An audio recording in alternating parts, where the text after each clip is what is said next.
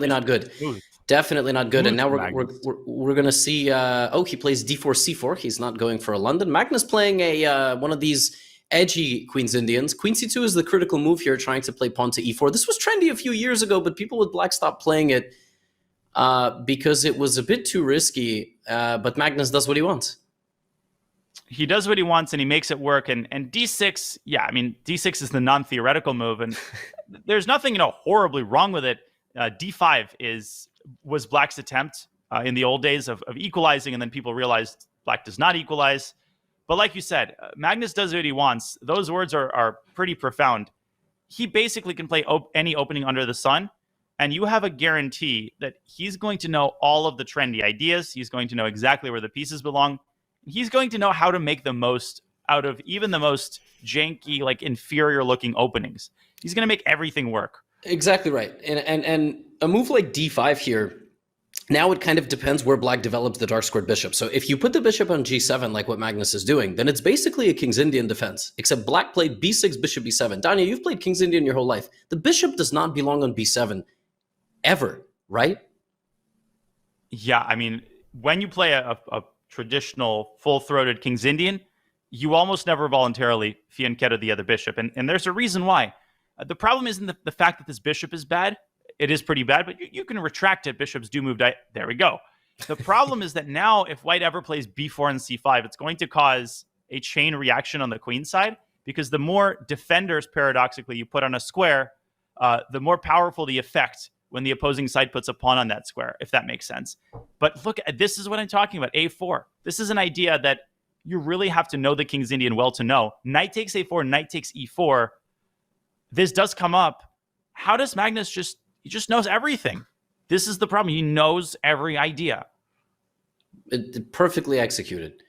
And Min had to be faster, because it's not like White's position has a free pass to do whatever he wants. He did spend one full tempo on queen d1 to c2, which is not exactly what White wants. You would prefer maybe a knight on e1 to d3, or maybe a knight on d2, maybe a bishop on e3. Or on c6.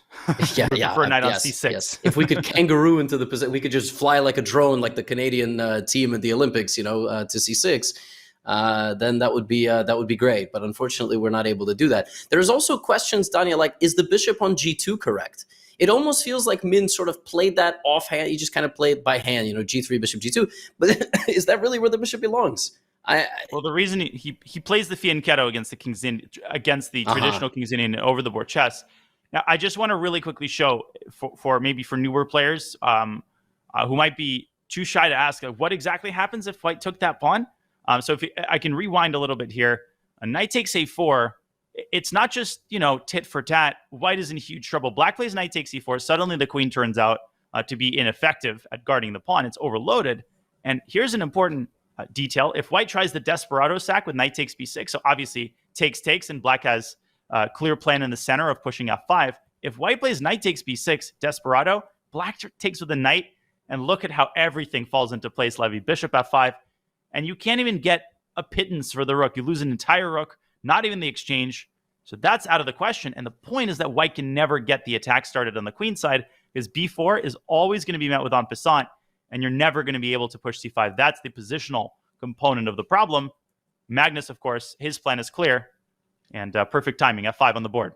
There it is. Black is going to execute every single plan that he wants in the King's Indian structure, and White, who is supposed to start a queenside attack, isn't anywhere remotely close to starting a queenside attack, which means that in about 5 to 10 moves, Black will likely have a decisive advantage. And it really is like magic the way Magnus gets it done, because I have tried to play that same system with the Black pieces, where you put the bishop on b7 and then you slowly wait and maneuver, and I get a losing position in about 15 moves. So this is really, really impressive stuff, and I really like watching how these high-level guys do it in Blitz, because it's inspiring, honestly. It's a lot to learn.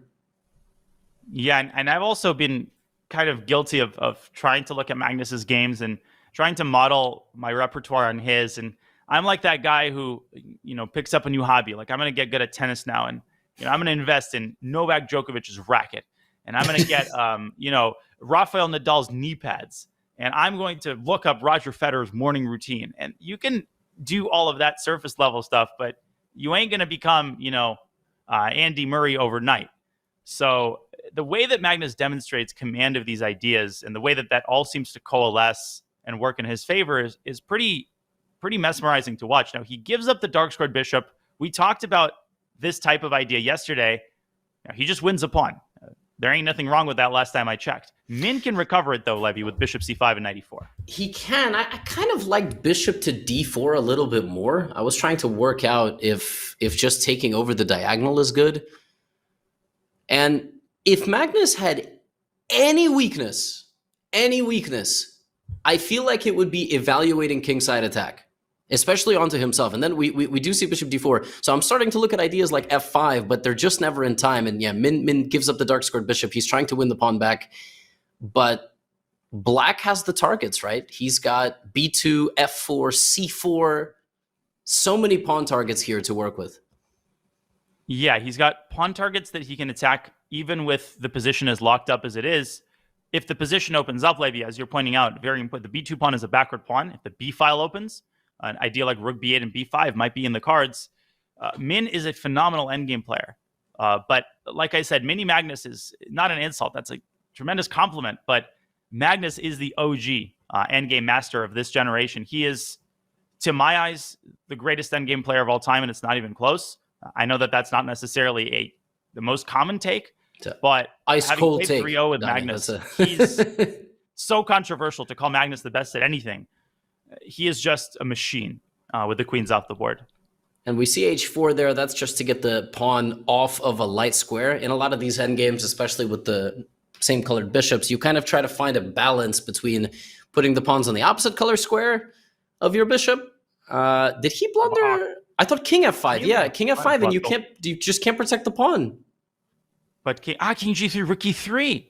Yeah, he just totally... that configuration did not make any sense. Because he doesn't have bishop h3 now.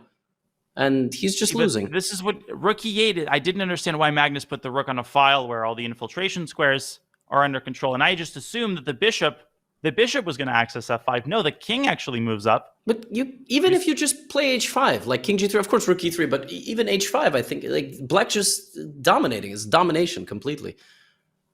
But maybe there's bishop g2 there. So yeah, you probably have to play rook e3.